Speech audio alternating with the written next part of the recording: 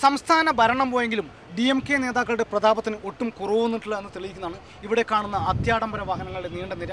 General council യോഗത്തിനെത്തിയ 2000-ഓളം പ്രതിനിധികളിൽ മഹാഭൂരിപക്ഷം പേരും വന്നിരിക്കുന്നത് ഇത്തരം വിലപിടിപ്പുള്ള വാഹനങ്ങളിലാണ്. DMK പ്രസിഡന്റായ കലൈஞർ കരുണാനിധി വരുന്നത് ടൊയോട്ടയുടെ ഏറ്റവും പുതിയ അൽഫാഡിലാണ്.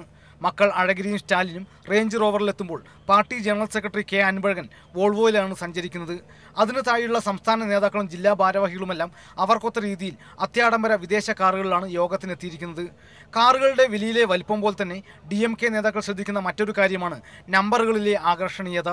ഒറ്റ നമ്പറിലുള്ളതും ഒരേ നമ്പറിലുള്ളതുമായ ഒട്ടേറെ വാഹനങ്ങൾ ഇവിടെ കാണാനുണ്ട്. അധികാരവും പദവിയുമൊക്കെ പാർട്ടിയുടെയും നേതാക്കളുടെയുമൊക്കെ ജീവിതശൈലിയും വീക്ഷണവുമൊക്കെ മാറ്റിയെങ്കിലും അണികൾക്ക് കാര്യമായ വ്യത്യാസമൊന്നും വന്നിട്ടില്ല. കരുണാനിധിയും സ്റ്റാലിനും അഴഗിരിയുമൊക്കെ യോഗവേദിയിലേക്ക് എത്തുമ്പോൾ തൊണ്ട കീറി ജയ് വിളിക്കാൻ അവർ ഇപ്പോഴും മറക്കാറില്ല.